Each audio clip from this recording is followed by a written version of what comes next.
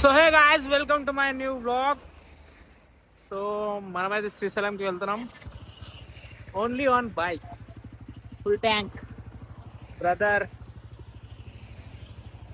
మస్తీ guys, కానీ ఇక start చేద్దాం. వామ్మో వామ్మో ఏం జనం రా భయ్, ఒక్కడు పక్కకు జరగడు. ఏమని అంటే లొల్లిలే.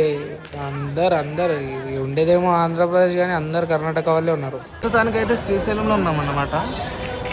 సో ఇప్పుడు తినాలి. దర్శనం అయిపోయింది, బ్రహ్మాండంగా అయిపోయింది దర్శనం, అర్ధ గంటలో అయిపోయింది. ఇప్పుడు ప్రస్తుతానికి తినేసి మళ్ళీ స్టార్ట్ బైక్ రైడ్.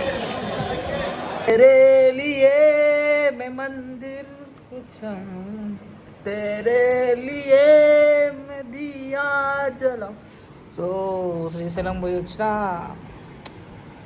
అంతా శ్రీశైలం పోయి వచ్చిన, మంచిగా దర్శనం అయిపోయింది. ఏం జనం రా భయ్, జనం మొత్తం చెట్ల వనం లాగా ఉన్నారు జనం.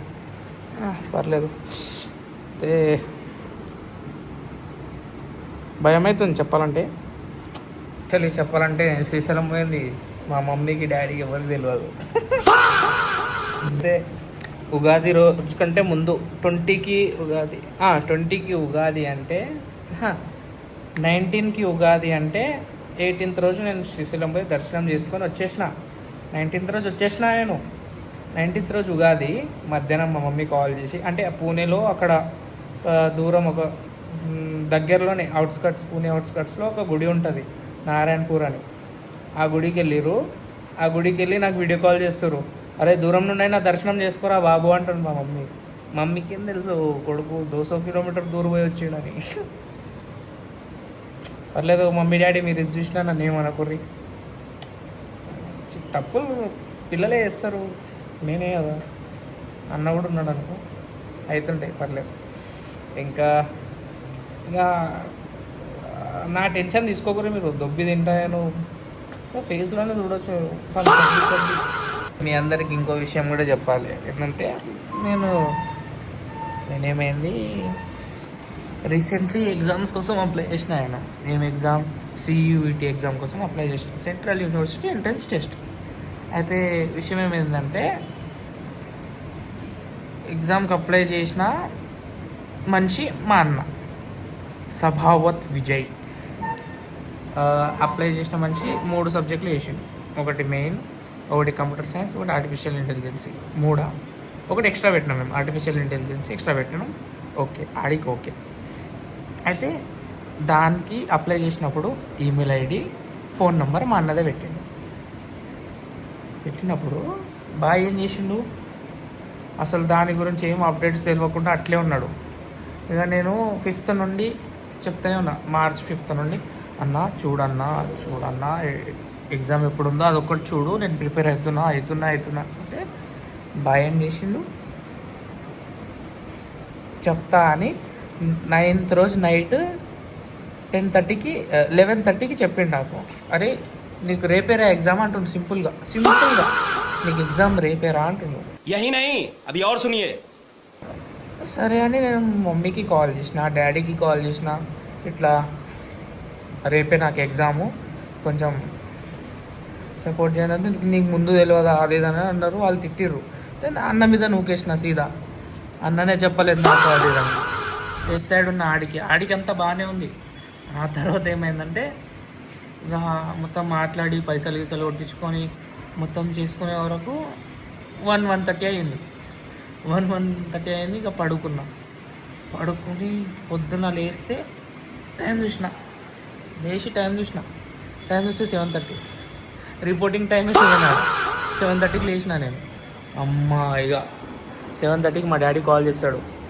యాక్చువల్లీ ఆడ ఒక 4-5 మిస్ కాల్స్ ఉంటాయి ఆల్రెడీ మా వాళ్ళవి.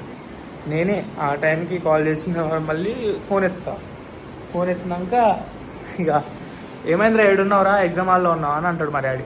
నేను సీదా ఒకటి చెప్తా, ఎందుకంటే ఇప్పుడే లేచిన అంటే డాడీ బూతులు తిడతాడు, మమ్మీ మాట్లాడదు. వామ్మో ఘోరం. ఈ బిల్డింగ్ని నేను ఫస్ట్ ఇయర్లో చూసిన. ఎట్లా అంటే ఫస్ట్ గుంత ఉండే, మొత్తం తవ్విరు కిందికి. ఇది మొత్తం కిందికి తవ్విరు. తర్వాత 1 by 1 స్టెప్ కట్టుకుంటా ఈరోజు పెద్ద అయింది. హ్యాబిట్స్లోనే పెద్ద బిల్డింగ్. ఇప్పుడు దీన్ని బట్టి మనం ఏం చేయాలి తెలుసా, మోటివేట్ అవ్వాలి. ఎట్లా, మంచి ఫస్ట్ ఫెయిల్ అవుతాడు, ఫెయిల్ అయినాక స్టెప్ బై స్టెప్ గ్రో అయ్యి ఏదో ఒకటి వెళ్ళిపిస్తాడు. అట్లా ఫస్ట్ నువ్వు హైట్ ఉన్నావు నేను హైట్ ఉన్నావు అని కొట్లాడారు ఇద్దరు, పెద్దక్క చిన్నక్క. ఇప్పుడేమో ఒక అక్కనేమో లిప్స్టిక్లు చూసుకుంటుంది, ఇంకో అక్కనేమో కమ్మలు చూస్తుంది. చూడు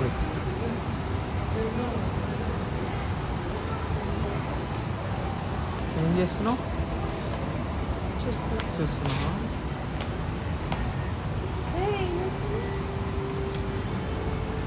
భుజానికి వచ్చిన వీడు ఆ సైడ్లో పండ్లు ఉన్నాయి, దెంగి ఉంటుంది ఆడు. ఓనర్లు వాళ్ళు ఏమంటలేరని ఇక దింగి.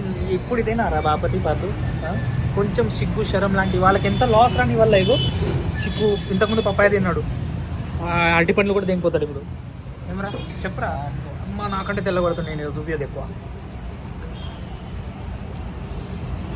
ఇట్లా చూపించచ్చు, ఏం కాదు. అమ్మ ఫెయిల్ అవ్వగరా రే. ఇలాంటివి చిన్నప్పుడు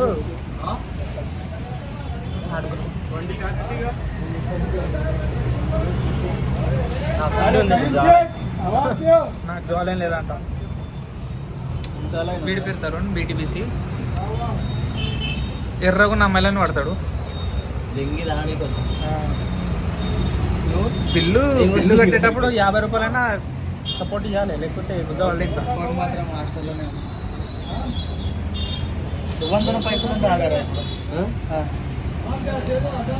పైసలు ఉన్నాయా లేవరా? లేవు. లేవా?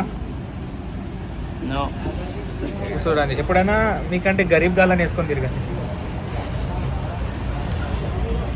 ఇట్లా పిచ్చప్పులను అసలు తీసుకురావాలి కానీ తీసుకొస్తున్నా, గరీబ్ గాలని తీసుకురండి. ఫీల్ అవుతున్నావారా తరుణ్? సిగ్గు లేదు లంచోడికి.